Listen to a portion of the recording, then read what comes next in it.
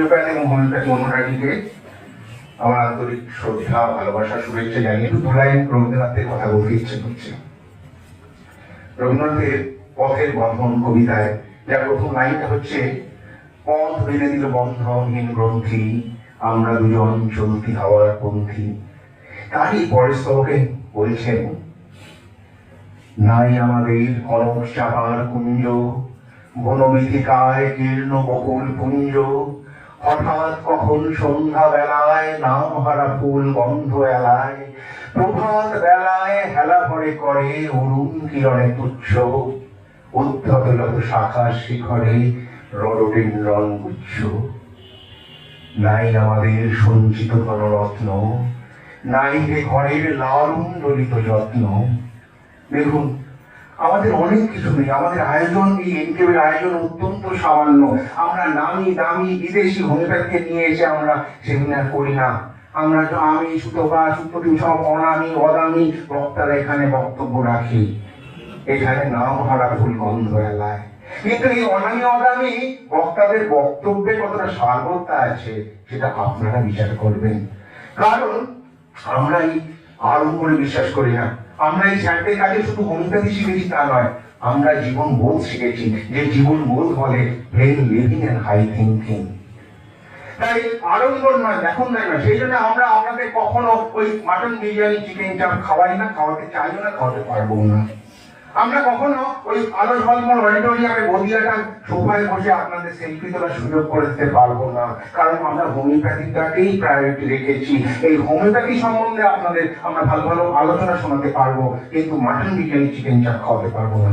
অনেক জায়গায় হয়, আপনারা অনেক টাকা পয়সা খরচ করে যানও সেখানে, কিন্তু জানি না এইরকম ডাইভার্জেন্ট থিঙ্কিং এর আলোচনা সেখানে হয় কিনা। আমরা এখানে যারাই বলি না কেন, এই ডাইভার্জেন্ট থিঙ্কিং, নতুন চিন্তা, এইসব চিন্তার মূল কারিগর কিন্তু আমাদের স্যার। আমাদের হাতে ধরে শিখিয়েছেন কিভাবে এই ধরনের চিন্তা করতে হয়। আজকে সুপ্রতিম, সুতপা, আমি যাই বলি না কেন, এগুলো সব স্যারের চিন্তা। এখানে আমাদের ব্যক্তিগত কৃতিত্বের কোনো জায়গা নেই। এইটা হচ্ছে প্রথম কথা। এইবার divergent thinking in homeopathic practice, আমি কিছু কথা বলেছিলাম, অনেকে ভালো লেগেছিল, তাই জন্য আমরা এবারও এই বিষয়ে আলোচনা রেখেছি। প্রথমে আমি আগের দিন একটা কেস বলেছিলাম, তার একটা আপডেট দিই। যারা আগের দিন আসেননি তাদের জন্য কেসটা একটু সংক্ষেপে বলে তারপরে এর আপডেটটা দিচ্ছে। দেখুন, আগের দিন একটা কেস বলেছিলাম, একজন ভদ্রমহিলা, তার একমাত্র সন্তান হঠাৎ করে অ্যাক্সিডেন্টে মারা গেল, তারপরে সিভিয়ার কনস্টিপেশন ডেভেলপ করলো। এরপরে আমরা কি ভাববো, আমাদের কাছে এসছেন কি ভাববো? এখানে আমরা কনভার্জেন্ট থিঙ্কিং এবং ডাইভার্জেন্ট থিঙ্কিং দুরকম কথা বলেছিলাম। প্রথমে তাকে তো অবশ্যই নন অ্যান্টিসোটিক হিসেবে একটা ইগনেশিয়া অবশ্যই দেওয়া হয়েছিল এবং প্রাথমিক ধাক্কাটা অবশ্যই তিনি সামনে নিয়েছিলেন। এইবার প্রশ্ন হলো, এখানে অ্যান্টিসোটিক হিসেবে কি ওষুধ আসবে? এবার কনভার্জেন্ট থিঙ্কিং মানে গতানুগতিক যে চিন্তা ভাবনা, সেটা কি ভাববে? তাহলে সে রেপার্টারি বলতে হবে, প্রথমে রেকটামে যাবে, কনস্টিপেশন গ্রিপ আফটার, এই রুব্রিকটা খুঁজবে, কিন্তু এরকম তো কোনো রুব্রিক নেই। তারপর অনেক খোঁজ দেখা গেল কনস্টিপেশন মেন্টাল শক আফটার, এরকম একটা রুব্রিক আছে। সেখানে একটাই মাত্র ওষুধ, একটা ওষুধে হবে, দেওয়া হলো, কিছু কাজ হলো না। এইবার কনভার্জেন্ট থিঙ্কিং কোন পদে যাবে? আপনারা কি ভাবেন? তাহলে মাইন্ড চ্যাপ্টারে যাবো, এলিমেন্টস ফ্রম গ্রিপ বা এলিমেন্টস ফ্রম মেন্টাল শক। কারণ এটা তার পিটিএসডি, হঠাৎ করে নিজের ছেলে মারা গেছে অ্যাক্সিডেন্টে, তো পোস্ট ট্রমাটিক স্ট্রেস, এটা মেন্টাল শক ধরেই যায়। এর সঙ্গে ভদ্রমহিলার অন্যান্য কোনো যা সিমটমস আছে সেটাকে মিলিয়ে একটা ওষুধ সিলেকশন করার চেষ্টা করা হলো। সেখানেও দু একটা ওষুধ দেওয়া হলো, কিন্তু আশানুরূপ কাজ হলো না। এইবার রাস্তা তো আটকে গেল। তাহলে ডাইভার্জেন্ট থিঙ্কিং এর প্রসঙ্গে বলেছিলাম, ডাইভার্জেন্ট থিঙ্কিং কি?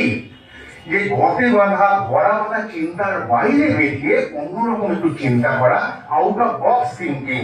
অর্থাৎ সবাই যেটা ভাবছে তার বাইরে বাইরে কিছু চিন্তা করা। অর্থাৎ একটা সমস্যা একজন বা বেশিরভাগ মানুষ একইভাবে চিন্তা করছেন সমাধান করার জন্য, কিন্তু ডাইভার্জেন্ট থিঙ্কিং বলছে যে একটা রাস্তা যদি আটকে যায় তাহলে বিকল্প কোনো রাস্তা খুঁজে যায় কি? এইবার হচ্ছে বিকল্প রাস্তা খোঁজার চেষ্টা। এইখানে আমি দুটো কথা বলেছিলাম। দেখুন, আমাদের প্যাথোলজিতে ফার্স্ট চ্যাপ্টার কি? ইনফ্লামেশন। এবং আপনারা জানবেন যে কোনো ডিজিজ হোক না কেন তার বেসিক জায়গাটা হলো ইনফ্লামেশন। আপনার থাইরয়েড হোক, ডায়াবেটিস হোক, হাইপারটেনশন হোক, সোরা হোক, সিফিলিস হোক, সাইকোসিস হোক, মেইন বেসিক জায়গা কিন্তু ইনফ্লামেশন। প্রথমে ইনফ্লামেশন হবে, তারপরে বিভিন্ন রিভার্সিবল ইরিভার্সিবল চেঞ্জ হবে। এবং আপনি রেপার্টরি খুলে দেখবেন এই রেপার্টরিতে ইনফ্লামেশনের উপর অসংখ্য রুব্রিক আছে, কিন্তু আমরা সেটাকে কাজেই লাগাই না। এইটা একটা কথা বলেছিলাম। দ্বিতীয় যে কথাটা বলেছিলাম সেটা হচ্ছে গাট ব্রেন অ্যাক্সিস। এটা এখন একটা অত্যন্ত সুপ্রতিষ্ঠিত তত্ত্ব। সেটা কি? মুড়ি এবং ভুঁড়ির যোগ গাট ব্রেনকে এফেক্ট করে, ব্রেন গাটকে এফেক্ট করে। অর্থাৎ বলা হচ্ছে আমাদের এই শরীরের মধ্যে যত লক্ষ কোটি সেল, তার প্রায় 3 গুণ ব্যাকটেরিয়া আমরা এই শরীরের মধ্যে বহন করে নিয়ে যাচ্ছি।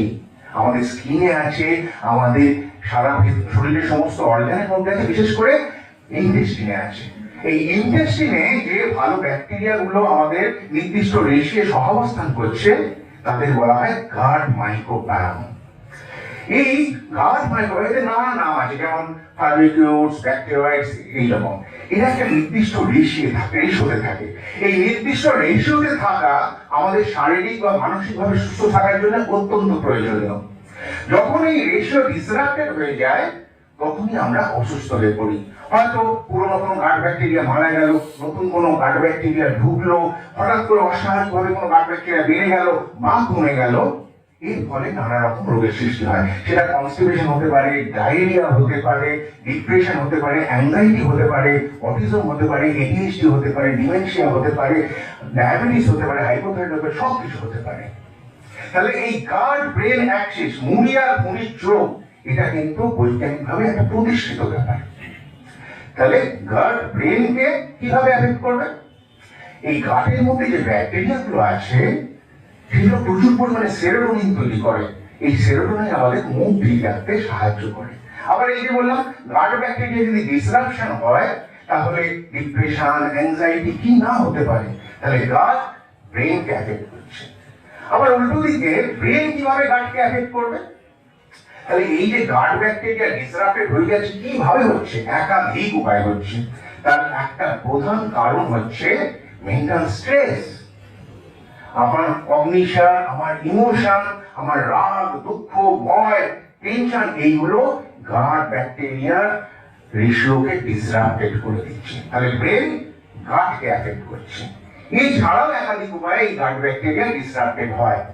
যেমন একটা ইনফেকশন শরীরের মধ্যে ঢুকলো, একটা কোভিড হলো, একটা নিউমোনিয়া হলো, গাট ব্যাকটেরিয়া চেঞ্জ হয়ে যাবে।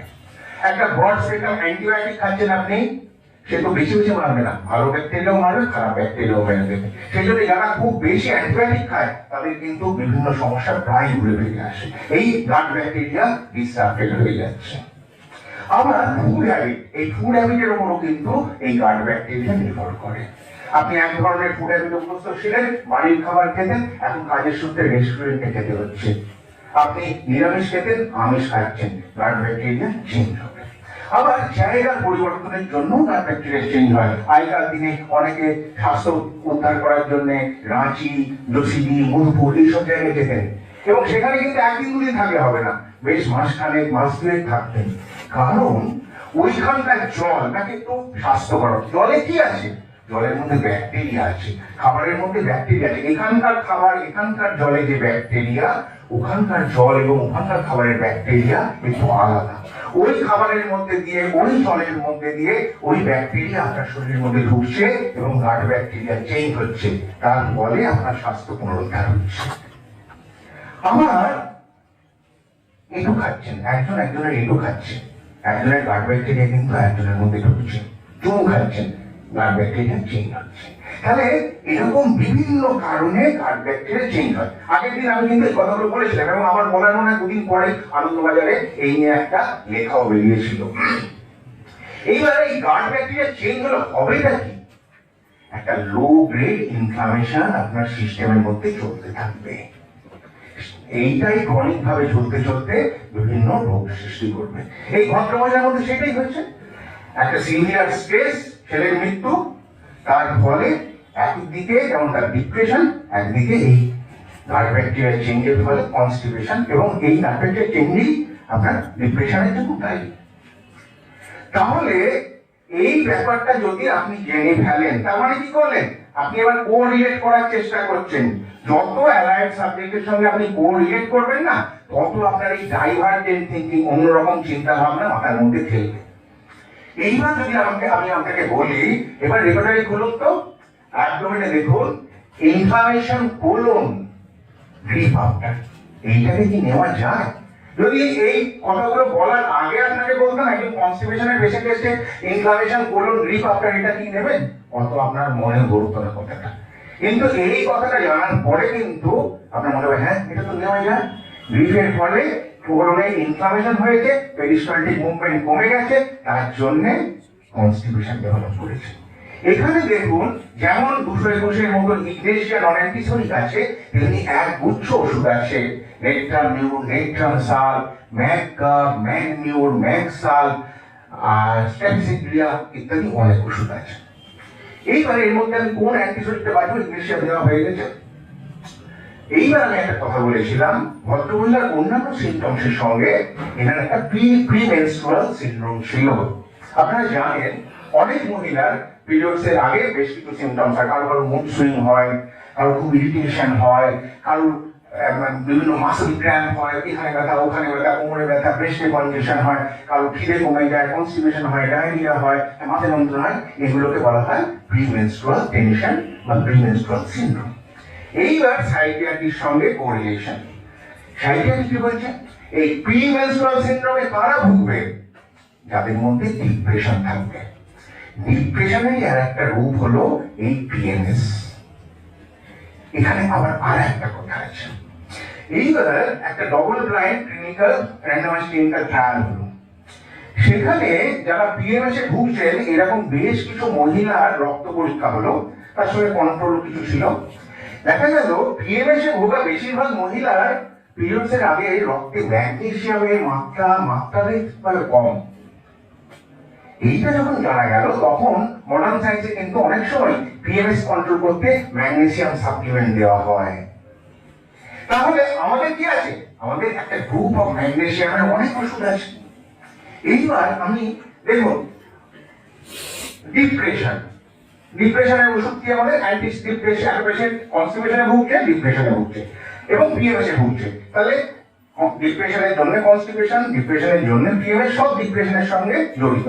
তাহলে আমাকে একটা অ্যান্টি ডিপ্রেসিভ ওষুধ দিতে হবে। আমাদের বলবেন যে অ্যান্টি ডিপ্রেসিভ ওষুধ কোনগুলো? এইবার আপনি ক্রনিক ডিজিজে চলে যান, ওখানে শোনার যে মেন্টাল সিমটমস গুলো আছে সেগুলো পড়ুন, আর এদিকে ডিপ্রেশনের সিমটমস গুলো পড়ুন। দেখুন হ্যালিম্যান যে কথাগুলো বলছেন ডিপ্রেশনের সঙ্গে কিরকম মিলে যাচ্ছে, হুবহু মিলে যাচ্ছে। তারপরে সোডা আর ডিপ্রেশন যেন এখানে সমার্থক হয়ে যাচ্ছে। তারপরে অ্যান্টি ডিপ্রেসিভ ওষুধ মানে এখানে অ্যান্টি সোডিক ওষুধের কথা আপনাকে চিন্তা করতে হবে, আপনার 221। এইবার অ্যান্টি ডিপ্রেসিভ এবং আরেকটা কথা জানবেন, অ্যান্টি সোডিক মেডিসিন গুলো করুন, দেখবেন এদের মধ্যে ইমোশনের কি প্রাবল্য, কি অ্যাঙ্গার, কি গ্রিফ, কি অ্যাংজাইটি। অ্যান্টি সাইকোটিকের মধ্যে কিন্তু এত ইমোশন নেই। এই নেগেটিভ ইমোশন, তারপর ডিপ্রেশন, এই ব্যাপারটা কিন্তু বুঝতে হবে। এইবার অ্যান্টি ডিপ্রেসিভ মানে অ্যান্টি সোডিক তো দেবো, কিন্তু কোন অ্যান্টি সোডিক দেবো? একজন নেমন্তন্ন বাড়ি খেয়ে এসছে, তারপর ডায়রিয়া নিয়ে আপনার কাছে এসছে, আপনি রিচ ফুড অ্যাগ্রাভেশন 100টারও বেশি ওষুধ আছে, কিন্তু এখানে কয়েকটা ওষুধের অধিকার খুব বেশি, পালসেটিলা, কার্বোভেট, চায়না, নাচ, এগুলোর কথা তো প্রথমে আপনারা চিন্তা করবেন। সেই রকম ডিপ্রেশন যেখানে পিএমএস এর রূপ ধরে আসছে, এবং যে আমি ডবল ব্লাইন্ড কন্ট্রোল এটা যেটা বললাম র্যান্ডমাইজ কন্ট্রোল ট্রায়াল, সেইখানে দেখা যাচ্ছে এদের মধ্যে ম্যাগনেসিয়ামের মাত্রা খুব কম। তার মানে এই পিএমএস এর ওপর ম্যাগনেসিয়ামের অধিকার খুব বেশি। এখানে দেখুন 3টে ম্যাগনেসিয়াম বসে আছে, ম্যাগকার, ম্যাগনিউ, ম্যাগসাল। এখানে ম্যাগনিউট দেওয়া হয়েছিল এবং পেশেন্ট তাকে অনেক ভালো ছিলেন। এই পর্যন্ত কিন্তু আমি আগের দিনও বলেছিলাম।